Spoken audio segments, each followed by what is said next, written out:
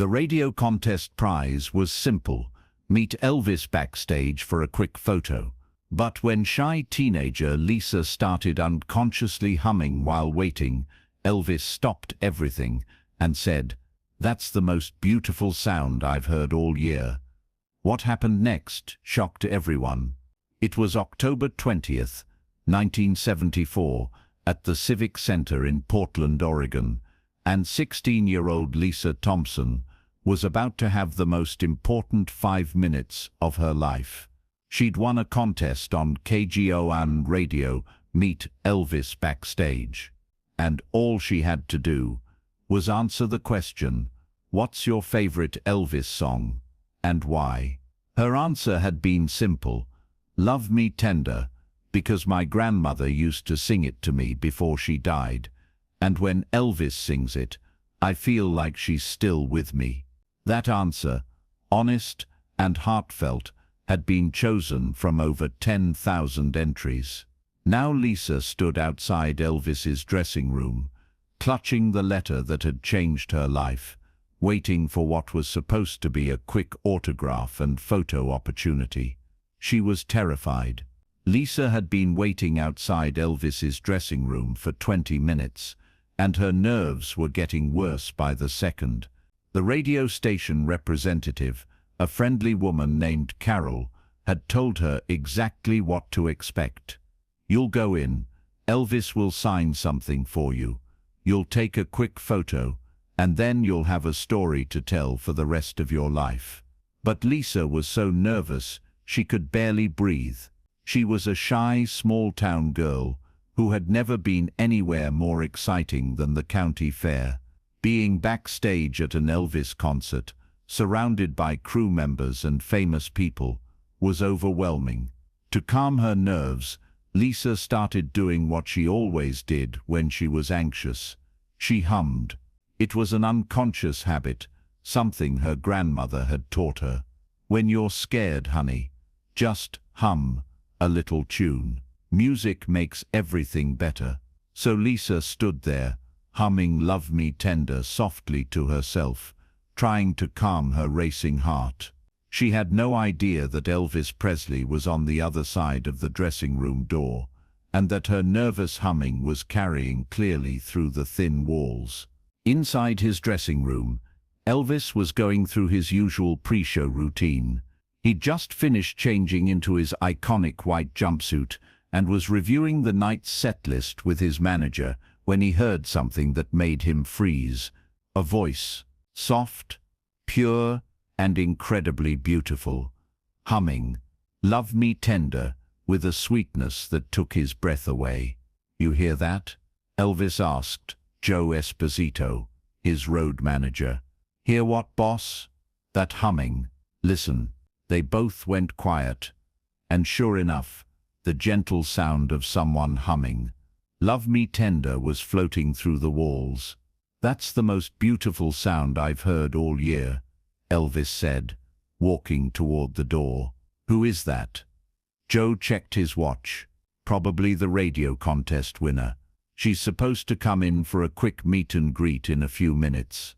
Elvis opened the door and saw Lisa standing there, still humming unconsciously, completely lost in the music, and unaware that anyone was listening. "Excuse me, miss," Elvis said gently.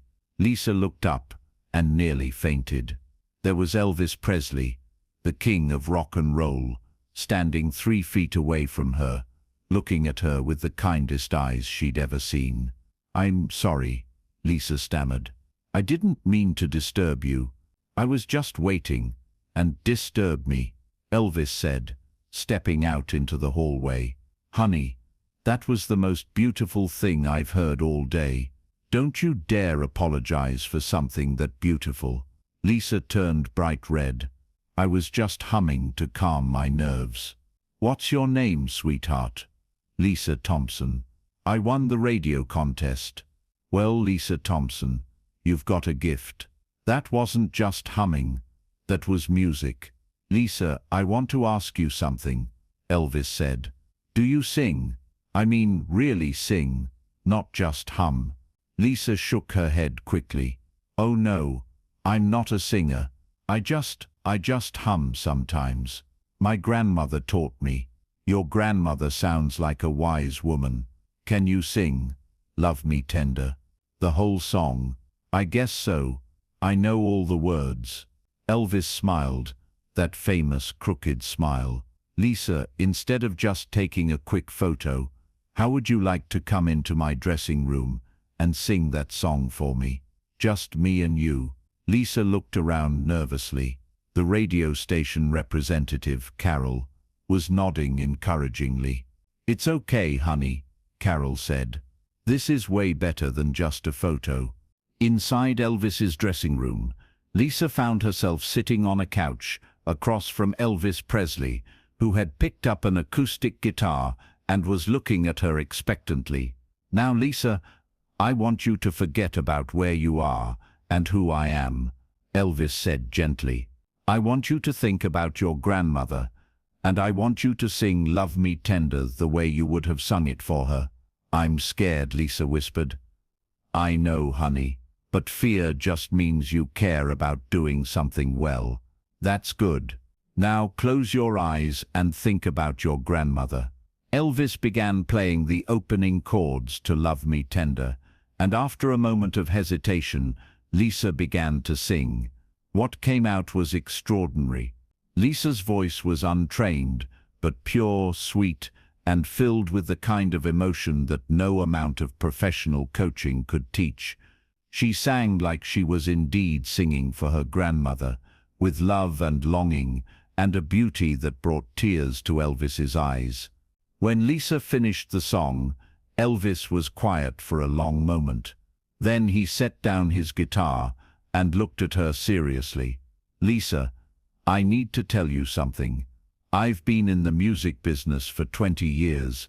I've worked with professional singers, backup vocalists, recording artists from all over the world. And what you just did, that's not amateur singing, that's a gift."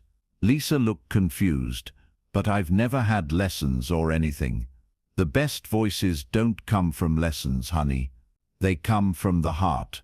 And you've got one of the most beautiful hearts I've ever heard." Elvis stood up and paced around the small dressing room. "Lisa, can I ask you something? What do you want to do with your life?" "I don't know," Lisa said honestly. "I'm just a junior in high school. I live with my mum in a small town. I never really thought about, I never thought I was good at anything special." "Well, you are good at something special," Elvis said firmly. "And I think you should do something about it." Elvis sat back down and looked directly at Lisa. "I want to make you an offer. Next month, I'm going to be recording some new material in Nashville.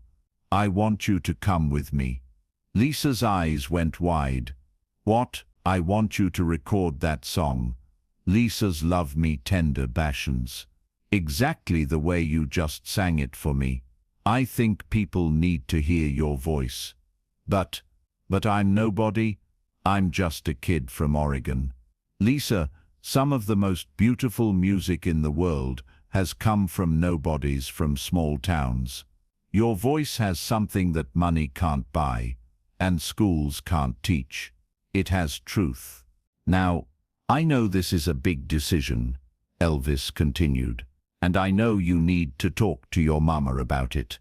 So, here's what we're going to do." Elvis pulled out a piece of paper and wrote down his phone number. "You go home, you talk to your family, and you call me in 3 days. If you decide you want to try this, I'll arrange everything. I'll pay for you and your mama to come to Nashville.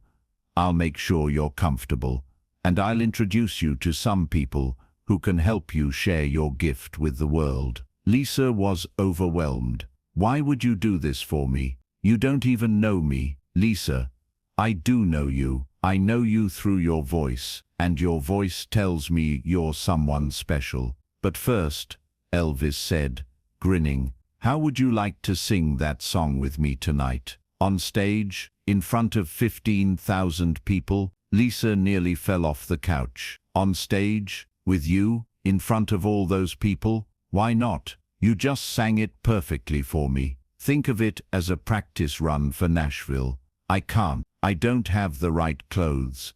I don't know how to perform. Lisa, you don't need special clothes or performance training. You just need to sing the way you just sang for me. Everything else is just decoration. 2 hours later, Lisa Thompson found herself standing on the stage of the Portland Civic Center in front of 15,000 screaming Elvis fans. She was wearing a simple blue dress that one of Elvis's costume assistants had found for her, and she was more nervous than she'd ever been in her life. "Ladies and gentlemen," Elvis announced to the crowd, "tonight, I want to share something special with you. A few hours ago, I discovered one of the most beautiful voices I've ever heard. It belongs to a young lady from right here in Oregon, and she's going to help me sing Love Me Tender the way it was meant to be sung." Elvis gestured for Lisa to join him at center stage. "This is Lisa Thompson, and she's going to remind all of us why music is so powerful." What followed was pure magic. Elvis began playing Love Me Tender on his acoustic guitar, and when Lisa joined in, her voice filled the entire arena with a sweetness and purity that left everyone speechless.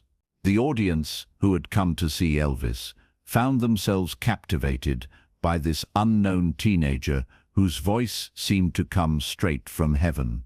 Lisa sang with the same honesty and emotion she'd shown in the dressing room, and the effect was electric. When the song ended, the applause was thunderous. 15,000 people were on their feet, not just for Elvis, but for Lisa Thompson, the radio contest winner who had accidentally hummed her way into music history. Lisa did call Elvis 3 days later, and she did go to Nashville with her mother. The recording session was everything Elvis had promised: professional, supportive, and magical.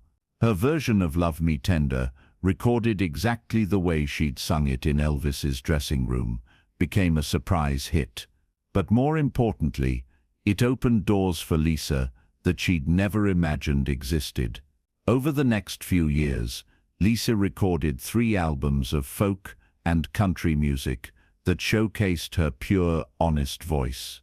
She never became a massive pop star, but she built a loyal following of people who appreciated authentic, heartfelt music. "Elvis changed my life that night," Lisa said in interviews years later. "But he didn't just make me famous.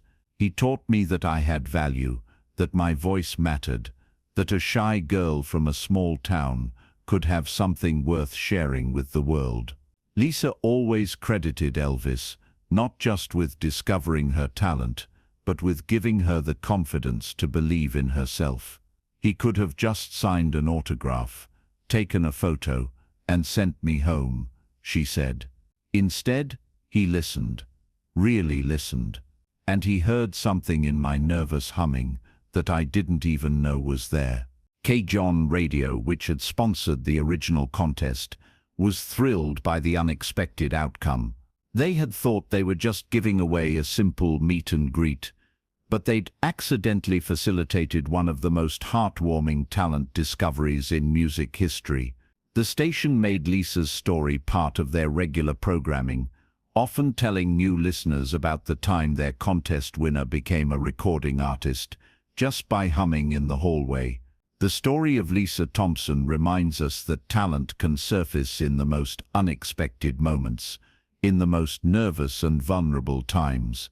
Sometimes the most beautiful art comes not from confidence, but from the authentic expression of who we really are. It also shows us the power of really listening to the people around us. Elvis heard something special in Lisa's nervous humming because he was paying attention, because he valued authenticity over polish. On October 20th, 1974, Lisa Thompson thought she was just going to get an autograph from Elvis Presley. Instead, her nervous humming in a hallway changed her life forever. The radio contest was supposed to last 5 minutes. Instead, It launched a recording career and proved that sometimes the most beautiful discoveries happen when we're not trying to impress anyone, when we're just being ourselves. Lisa's grandmother had taught her to hum when she was nervous, telling her that music makes everything better. She was right. Music didn't just make Lisa's nerves better that night. It made her entire life better. And Elvis learned something too, that some of the most beautiful voices belong to people who don't even know they can sing, and that the most important discoveries often happen in the quiet moments between the big performances. If this incredible story of accidental discovery and hidden talent moved you, make sure to subscribe and hit that thumbs up button. Share this video with someone who might be humming their way to their own discovery. Have you ever been nervous and found comfort in music? Let us know in the comments, and don't forget to ring that notification bell for more amazing true stories about the moments when ordinary people discover they're extraordinary.